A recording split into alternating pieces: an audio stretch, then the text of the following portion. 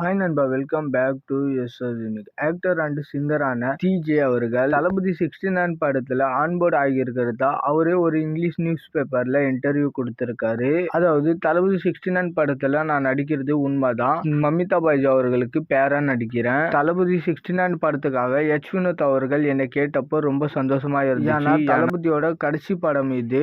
யார் தான் இந்த ஆப்பர்ச்சுனிட்டியை வேணான்னு சொல்லுவா? சின்ன வயசுல இருந்து இப்போ வரைக்குமே அவரோட எல்லா படங்களுமே அவரை பயங்கரமா அட்மைர் பண்ணிட்டு இருக்கேன். அண்ட் ஜஸ்ட் ஆன் ஸ்கிரீன் ஆக்டரா மட்டும் இல்லாம ஆஃப் ஸ்கிரீன்லயும் அவரோட கேரக்டர் எனக்கு ரொம்ப பிடிக்கும். ஸோ அவரோட கடைசி படமான தளபதி 69 படத்துல ஒர்க் பண்றது ஒரு ட்ரீம் மாதிரி இருக்கு. அண்ட் அவரு கூட நடிக்க ஆரம்பிச்சதுக்கு அப்புறம் அவர் மேல இருந்த மரியாதை இன்னுமே பாத்தீங்கன்னா அதிகமாயிடுச்சு.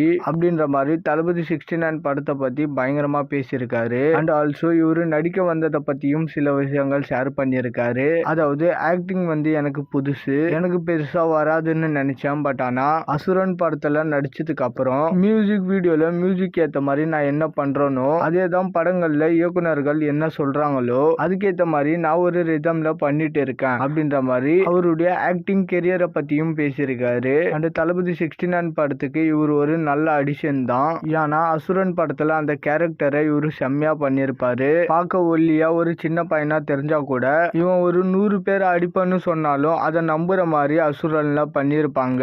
அதுக்கப்புறம் 10 தலை படத்துல ஒரு மிகப்பெரிய கேரக்டர் இல்லைனாலும் இவருக்கு கிடைச்ச கதாபாத்திரத்தை ஓரளவுக்கு டீசெண்டா தான் பண்ணிருப்பாரு. அண்ட் டெஃபினட்டா அசுரன் படத்துக்கு அப்புறம் நிறைய வாய்ப்புகள் வந்திருக்கும். பட் சும்மா கிடைக்குதுன்னு சொல்லிட்டு எல்லாத்துக்குமே ஓகே சொல்லாம ரொம்ப சூஸியா தான் செலக்ட் பண்ணி நடிச்சுட்டு இருக்காரு. ஸோ தளபதி 69ல எந்த மாதிரியான கேரக்டர்ன்றதை வெயிட் பண்ணி பார்க்கலாம். ஸோ மமிதா பைஜு அவர்களுக்கு இவரு பேர்னா மமிதா பைஜு அவர்களுடைய கேரக்டர் தளபதிக்கு பொண்ணாவோ இல்ல தங்கச்சியாவோ இருக்கலாம். அண்ட் ஆக்டர் டிஜேவை விட இவரோட மியூசிக் வீடியோக்கு நிறைய ஃபேன் ஃபாலோயிங் இருக்கு. பெருசா இன்டர்நெட்லாம் பூம் ஆகாத டைம்லயே இவரோட ஆல்பம்லாம் வேற லெவல் வைரல். ஸோ இவரு ஒரு மிகப்பெரிய மியூசிக் டைரக்டரா ஆவாருன்னு எல்லாம் நினைச்சேன். ரீசெண்டா சாய் அபயங்கர் அவர்கள் கூட அந்த மாதிரி ஆயிருக்காரு. பட் ஏன் இவரு அதை கரெக்டா ஃபாலோ பண்ணலன்னு தெரியல. பட் ஆனா இந்த வருஷம் இவரு ஒரு 8 சாங் ரெடி பண்ணிட்டு இருக்காராம். ஸோ மியூசிக்காவும் இந்த வருஷம் எனக்கு ஒரு கம்பேக்கா இருக்கும் அப்படின்ற மாதிரி சொல்லியிருக்காரு. ஓகே நண்பா, தளபதி 69 படத்துல ஒன் மோர் ஒரு இன்ட்ரெஸ்டிங்கான காஸ்டிங்.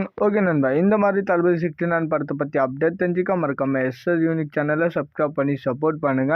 அண்ட் நீங்க இன்னும் என்னோட இன்ஸ்டாகிராம் ஐடியா ஃபாலோ பண்ணலன்னா டிஸ்கிரிப்ஷன்ல லிங்க் இருக்கு, மறக்காம ஃபாலோ பண்ணி சப்போர்ட் பண்ணுங்க.